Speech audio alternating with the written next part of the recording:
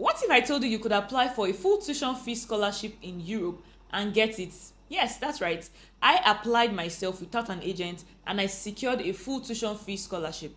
In this video, I'm going to be telling you how I did it, the school I applied to, the country I applied to, and how you can apply yourself and also get it. So let's get right into this video. It's not news that traveling via the school route is one of the fastest ways to actually get PR in most countries in Europe and America. Although the situation now might be different from what it was a few years ago, because migration has been on the rise over the past couple of years, of course, and this means that there is now more competition out there for permanent residents. Nonetheless, there are still a lot of countries in Europe that will gladly give you tuition fee scholarships to come and study in their countries. Today, I'm going to be talking about one particular country in Europe that I applied to by myself and I got an admission. On top of that, I also was given a full tuition fee waiver.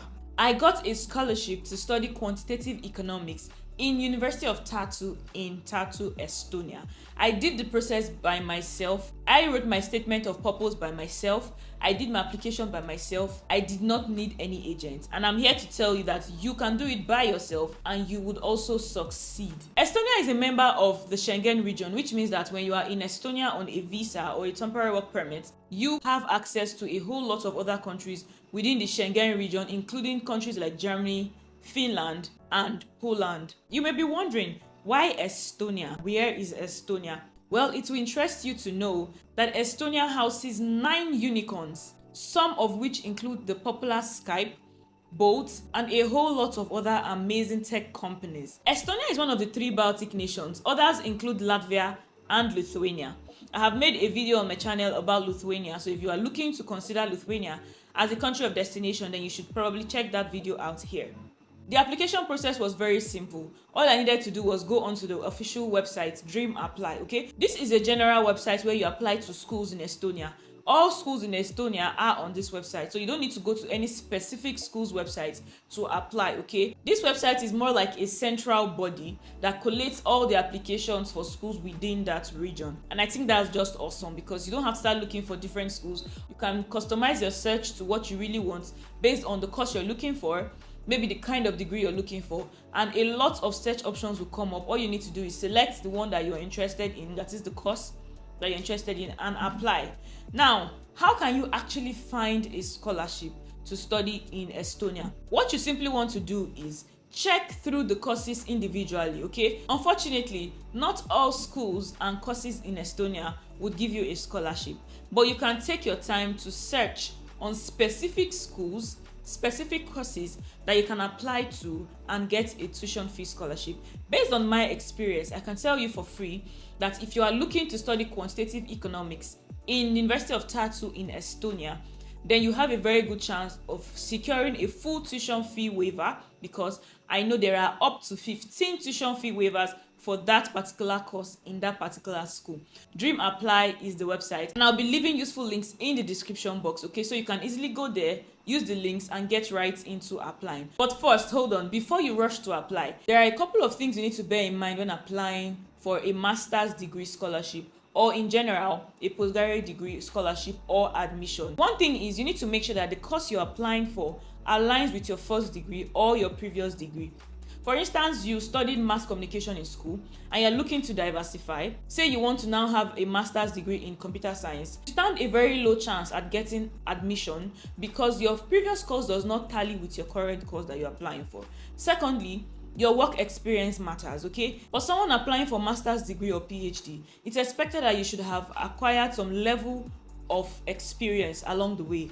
And if your experience does not align with what you are applying for, this might seem a bit sketchy, and the admission body might question your intentions to a very large extent. This factor in the long run can influence your getting a visa or not. So if your first degree is not in line with what you intend to study in your master's, you need to find a way to connect the dots. You need to find a way to link your previous course, your experience, to the course you're trying to apply for. This would go a long way in helping you be successful. You need to pay attention to your statement of purpose. A lot of schools will need you to write a statement of purpose when trying to assess your credentials to know whether you qualify for a master's in their country or in their school, most especially when you're trying to apply for a scholarship. There aren't a lot of scholarships in the world compared to the number of people there are in the world. So when you're applying for a scholarship, it is very important that you put your best feet forward. You make sure that you sell yourself the very best way you can. Highlight your qualifications, highlight your experiences